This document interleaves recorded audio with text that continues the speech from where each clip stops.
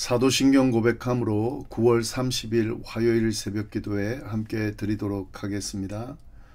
전능하사 천지를 만드신 하나님 아버지를 내가 믿사오며 그 외아들 우리 주 예수 그리스도를 믿사오니 이는 성령으로 잉태하사 동정녀 마리아에게 나시고 본디오 빌라도에게 고난을 받으사 십자가에 못 박혀 죽으시고 장사한 지 사흘 만에 죽은 자 가운데서 다시 살아나시며 하늘에 오르사 전능하신 하나님 우편에 앉아 계시다가 저리로서 산자와 죽은 자를 심판하러 오시리라. 성령을 믿사오며 거룩한 공회와 성도가 서로 교통하는 것과 죄를 사하여 주시는 것과 몸이 다시 사는 것과 영원히 사는 것을 믿사옵나이다. 아멘.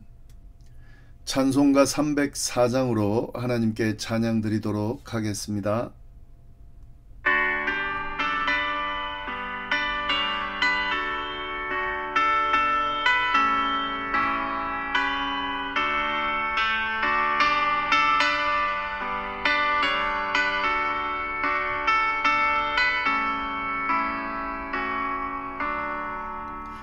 크신 하나님의 사랑 말로 다 영영 못하네. 저 높고 높은 별을 넘어 이 낮고 낮은 땅 위에 죄범한 영혼 구하려 그 아들 보내사 화목제물 삼으시고 죄 용서하셨네. 하나님 크신 사랑을 측량 다 못하네. 영원히 변치 않는 사랑 성도여 찬양하세. 괴로운 시절 지나가고 땅 위에 영화 세울 때 주 믿지 않던 영혼들이 큰 소리 외쳐 울어도 주 믿는 성도들에게 큰 사랑 베푸사 우리의 죄 샀으니 그네 잊을까. 하나님 크신 사랑을 측량 다 못하네. 영원히 변치 않는 사랑 성도여 찬양하세. 하늘을 두루마리 삼고 바다를 먹물 삼아도 한없는 하나님의 사랑 아기로 갈 수 없겠네. 하나님의 크신 사랑 그 어찌 닿았을까. 저 하늘 높이 쌓아도 채우지 못하리. 하나님 크신 사랑을 측량 다 못하네.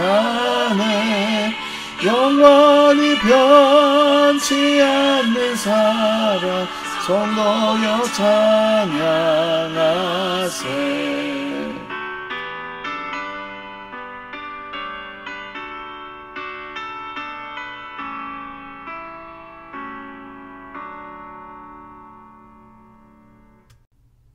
오늘 이 새벽에 하나님께서 저희에게 주신 말씀은 로마서 11장 25절부터 36절까지의 말씀입니다. 이 말씀을 함께 봉독하도록 하겠습니다. 형제들아, 너희가 스스로 지혜 있다 하면서 이 신비를 너희가 모르기를 내가 원하지 아니하노니 이 신비는 이방인의 충만한 수가 들어오기까지 이스라엘의 더러는 우둔하게 된 것이라. 그리하여 온 이스라엘이 구원을 받으리라. 기록된 바 구원자가 시온에서 오사 야곱에게 경건하지 않은 것을 돌이키시겠고 내가 그들의 죄를 없이 할 때에 그들에게 이루어질 내 언약이 이것이라 함과 같으니라. 복음으로 하면 그들이 너희로 말미암아 원수된 자요 택하심으로 하면 조상들로 말미암아 사랑을 입은 자라. 하나님의 은사와 부르심에는 후회하심이 없느니라. 너희가 전에는 하나님께 순종하지 아니하더니 이스라엘이 순종하지 아니하므로 이제 긍휼을 입었는지라. 이와 같이 이 사람들이 순종하지 아니하니 이는 너희에게 베푸시는 긍휼로 이제 그들도 긍휼을 얻게 하려 하심이라. 하나님이 모든 사람을 순종하지 아니하는 가운데 가두어 두심은 모든 사람에게 긍휼을 베풀려 하심이로다. 깊도다 하나님의 지혜와 지식의 풍성함이요 그의 판단은 헤아리지 못할 것이며 그의 길은 찾지 못할 것이로다. 누가 주의 마음을 알았느냐? 누가 그의 모사가 되었느냐? 누가 주께 먼저 드려서 갚으심을 받겠느냐? 이는 만물이 주에게서 나오고 주로 말미암고 주에게로 돌아감이라. 그에게 영광이 세세에 있을지어다. 아멘. 네, 저희가 오늘 나눈 말씀은 로마서 11장의 마지막 부분 25절부터 36절까지의 말씀입니다. 로마서 9장에서부터 11장까지는 이스라엘의 구원의 문제에 대한 바울의 가르침이 언급되고 있습니다. 하나님의 택하심을 받은 이스라엘 백성들이 왜 대다수가 복음을 거부하고 있는가에 대한 안타까운 바울의 마음을 표현하면서 그에 대한 해석과 답을 언급하고 있습니다. 이제 그 내용을 마무리하면서 결국 하나님의 구원 계획이 궁극적으로 어디를 향하고 있는지를 선포하면서 그 계획의 시험호함에 대해서 찬양하는 내용이 오늘 본문 안에 담겨져 있습니다. 어떤 내용인지 자세히 보도록 하겠습니다. 바울은 먼저 신비에 대해서 이야기를 합니다. 여기서 말하는 신비는 숨겨져 있다가 하나님의 때에 계시된 진리를 말하는데요. 25절 말씀입니다. 형제들아 너희가 스스로 지혜 있다 하면서 이 신비를 너희가 모르기를 내가 원하지 아니하노니 이 신비는 이방인의 충만한 수가 들어오기까지 이스라엘의 덜어는 우둔하게 된 것이라. 예, 신비가 있다는 거죠. 신비를 꼭 알아야 된다는 거죠. 어떤 신비입니까? 이스라엘이 우둔한 모습을 보이는 것은 다 하나님의 계획 안에 있다 하는 겁니다. 어떤 계획을 말하냐면 그것은 이방인의 수가 충만하게 들어오게 하기 위함이다 하는 거죠. 다시 말해서 이스라엘이 지금 우둔한 모습으로 예수 그리스도를 받아들이지 않고 있는 것은 도리어 이방인들에게는 기회가 되어서 복음이 전파되고 또 이방인들이 복음이 전파되는 동안 잠시 허용되어져 있다 하는 거죠. 그래서 이 이스라엘의 불순종으로 인해서 도리어 역설적으로 이방인의 구원이라는 큰 그림을 하나님께서 그려나가셨다 하는 거고요. 이방인의 충만한 수가 다 찰 때까지 이스라엘은 이렇게 우둔한 모습으로 그리스도를 받아들이지 않는 그런 모습으로 있게 될 거다라고 이야기합니다. 이것이 하나님께서 계획한 신비다라고 바울은 이야기를 합니다. 왜 이 이야기를 하냐면 궁극적으로 하나님께서는 이스라엘을 선택하셨고 비록 지금 이스라엘이 예수 그리스도를 구주로 받아들이고 있지는 않지만 하나님의 계획 속에는 이 이스라엘의 구원도 분명히 있다는 사실을 바울은 알고 있고 또 그것을 이야기하고 있는 겁니다. 지금은 비록 이스라엘 민족들이 예수 그리스도를 받아들이지 않고 구원에 이르지 못하고 이방인들이 구원에 이르고 있지만 궁극적으로는 이 이스라엘의 구원도 하나님의 뜻 안에 있다라는 사실을 분명하게 알려주고 있는 거죠. 26절 27절 말씀을 보시면 그리하여 온 이스라엘이 구원을 받으리라. 기록된 바 구원자가 시온에서 오사 야곱에게서 경건하지 않은 것을 돌이키시겠고 내가 그들의 죄를 없이 할 때에 그들에게 이루어질 내 언약이 이것이라 함과 같으니라. 여기서 그리하여 즉 이방인의 구원이 완성되면 충만한 수가 차면이라는 말이죠.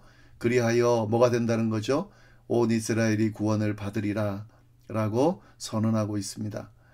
예, 그러니까 이방인의 구원이 어느 정도 이루어지면 충만한 수가 차게 되면 결국 이스라엘도 구원을 받게 될 것이다 하는 거죠. 이것은 하나님께서 구약 말씀 이사야를 통해서 예언했던 내용인데 그것이 성취된다는 것을 분명히 하고 있습니다. 이 지금 26절 27절 말씀은 이사야 59장 20절 21절을 언급하고 있는 건데 그 예언이 성취될 것이다 라고 분명히 알려주고 있는 거죠. 하나님께서는 자신의 백성에게 하신 언약을 결코 폐기하시는 분이 아닙니다. 하나님은 구원의 대상을 이방인에게 넓히셨을 뿐이지 처음 택하신 이스라엘을 버리신 것은 아니다라고 하는 거죠. 이것이 그리스도인들이 알아야 될 신비라는 거죠. 그래서 이 신비는 구원받은 이방인들에게도 큰 교훈과 또 어떤 주의가 될 수 있는데요. 구원받은 이방인 그리스도인들이 사실 이 이스라엘들의 지금 불순종으로 인해서 기회가 주어졌고 구원을 받았다. 그래서 이방인들은 구원을 받고 이스라엘은 지금 구원받지 못하는 상황인 것을 보면서 도리어 유대인들을 어떻게 경멸하거나 도리어 구원받지 못한 그들을 어떻게 이렇게 약간 좀 무시하는 그런 모습을 보이면서 도리어 자기들이 구원받았음을 그렇게 교만한 모습으로 그렇게 드러내면 안 된다라고 하는 사실을 분명히 알려주고 있습니다. 이방인들이 구원받았지만 이스라엘도 결국에는 구원받을 거다. 하나님이 약속하신 것을 반드시 이루실 거다라는 것을 쭉 이야기를 하고 있는 거죠. 바울은 이러한 이스라엘의 이중적인 위치를 설명하면서 하나님의 구원 방식이 얼마나 오묘한지를 이야기합니다. 28절 보시면은 복음으로 하면 그들이 너희로 말미암아 원수된 자요 택하심으로 하면 조상들로 말미암아 사랑을 입은 자니라.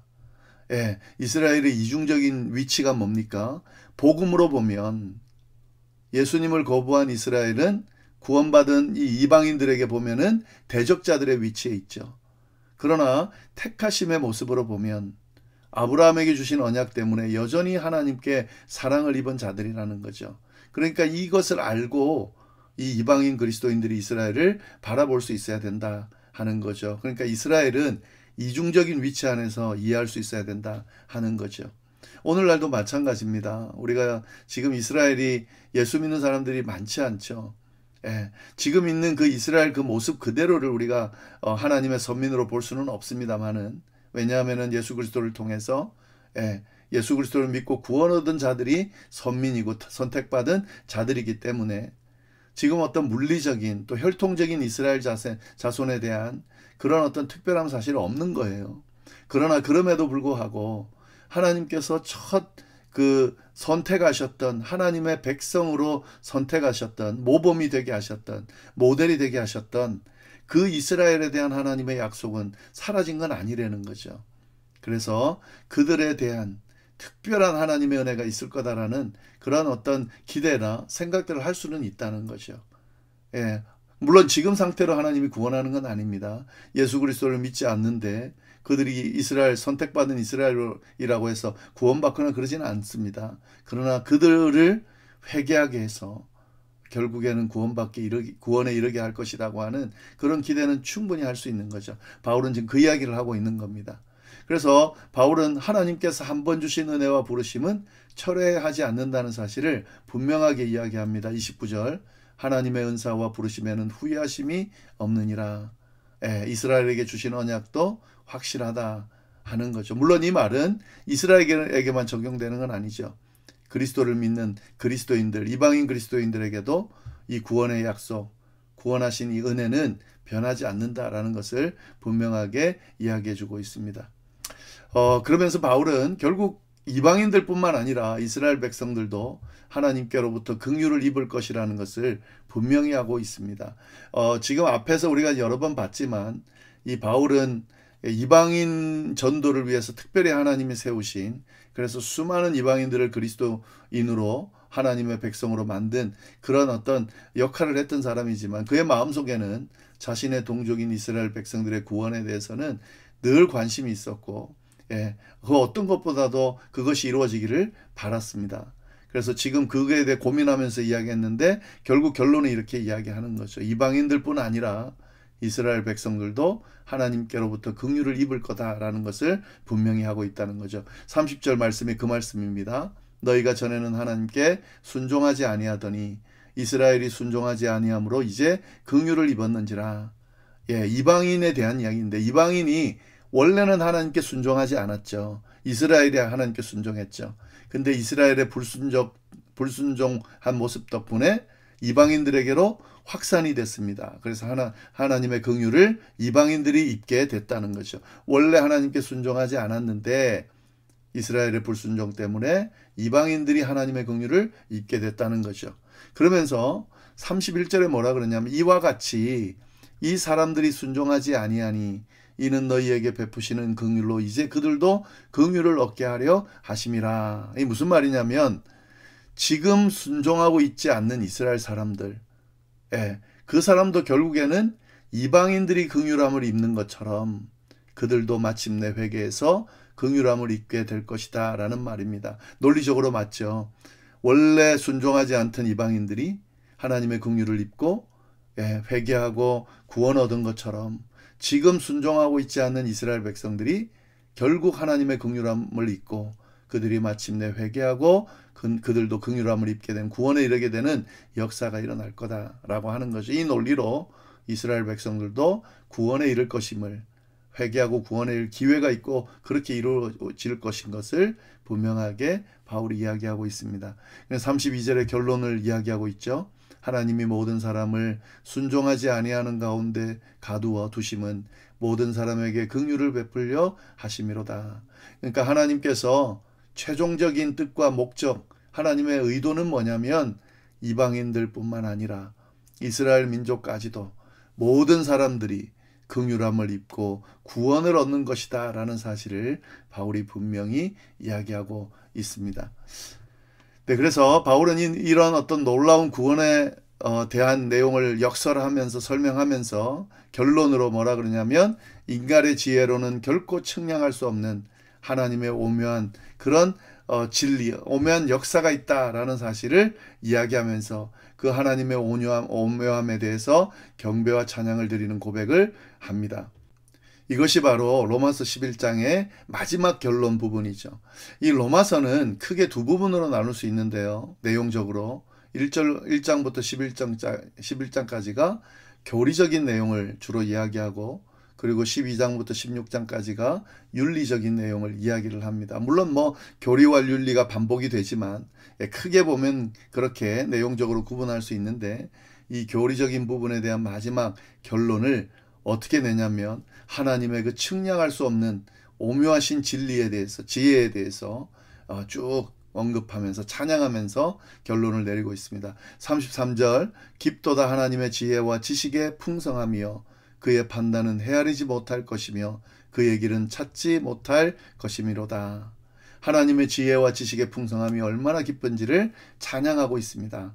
하나님은 모든 것을 아시는 뿐만 아니라 최선의 방법으로 모든 이들을 구원에 이루기 위해서 이끌어 가시는 지혜로운 분이시다는 거죠.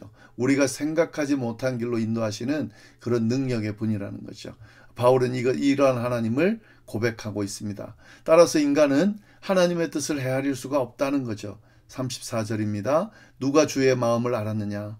누가 그의 모사가 되었느냐? 그 누구도 하나님의 뜻을 다 알 수 없다는 거죠. 인간의 작은 논리나 경험으로 하나님의 큰 계획을 판단할 수 없다라고 하는 사실입니다. 인간적인 관점으로 보면 때로는 부당해 보이고 비효율적이 보이고 불가능해 보이는 그런 일들이지만, 모습이지만 하나님의 깊은 섭리 안에서는 완벽하게 이루어지고 진행될 수 있다는 것을 분명하게 이야기하고 있습니다. 그리고 또한 그 누구도 공로를 내세울 수도 없다라고 이야기합니다. 35절입니다.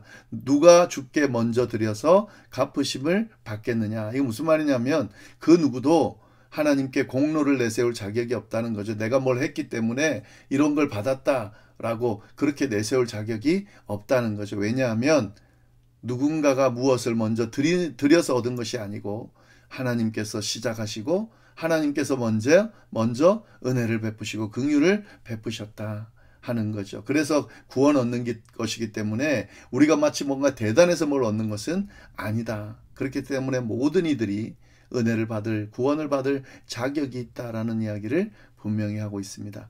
예, 마지막 36절, 이는 만물이 주에게서 나오고 주로 말미암고 주에게로 돌아갑니다. 그에게 영광이 세세에 있을지어다. 아멘. 하나님에 대한 마지막 결론, 예, 찬양이죠. 주에게서 나온다라는 말은 만물의 근원이 하나님이라는 거죠. 창조주 하나님을 이야기하는 겁니다. 주로 말미암는다 하는 것은 만물이 하나님의 능력과 섭리로 유지되고 인도된다. 통치자 하나님에 대해서 이야기하는 거죠. 주에게로 돌아감이라 라는 말은 만물의 목적이 결국에는 하나님의 영광, 하나님을 영광스럽게 하는, 찬양하는 것이 목적이다 하는 거죠. 결국에 이 우리의 모든 삶, 우리는 피조물이고 우리가 살고 있는 이 모든 삶은, 우리의 구원, 이 세상의 모든 역사는 오직 하나님의 손에 있고 하나님의 영광을 위해서 향하고 있다라는 사실을 그렇게 결론적으로 쭉 바울이 이야기하고 있습니다. 네, 이렇게 이해할 수 없는 상황, 예측 불가능한 미래를 살아가는 우리 인생 가운데 이 모든 과정 안에 하나님의 계획과 섭리가 있다는 것을 믿는다는 것은 참으로 중요합니다. 그러니까 우리의 제한적인 우리 생각이나 계획을 자꾸 의지하지 말고, 이 범주 안에서 모든 걸 해석하려고 하지 말고, 측량할 수 없는 하나님의 계획과 섭리를 신뢰하고 그 안에서 우리의 계획을 들여다보고 맞추고 우리의 삶을 들여다보고 이 세상의 흐름을 이해하려고 애를 쓰면 분명히 그 하나님의 뜻과 섭리 안에서 이루어지고 있다는 사실을 우리가 믿게 되고 이해할 수 있게 된다 하는 사실 꼭 기억할 수 있기를 바랍니다. 기도하겠습니다. 하나님 아버지 감사합니다. 오늘 귀한 말씀으로 또 우리를 깨우쳐 주시니 감사합니다. 측량할 수 없는 하나님의 지혜와 긍휼이 우리의 삶 가운데, 이 세상 가운데 지금 임하고 있다는 사실을 우리가 기억하면서 하나님 앞에 늘 겸손한 모습으로 우리의 상황과 지혜를 고집하지 않도록 인도하여 주옵소서. 우리의 삶 가운데 또 이 세상 가운데 이해할 수 없는 상황들, 그런 모습들이 비칠 때에 하나님 우리의 생각으로 판단하지 않게 하시고 하나님의 기쁘신 선하심과 섭리 안에서 이해할 수 있도록, 그래서 주를 바라보고 주님의 인도하심 따라 이 모든 것들을 맞춰가는 저희가 될 수 있도록 주여 인도하여 주옵소서. 감사하며 이 모든 말씀을 살아계신 예수님의 이름으로 기도드립니다. 아멘.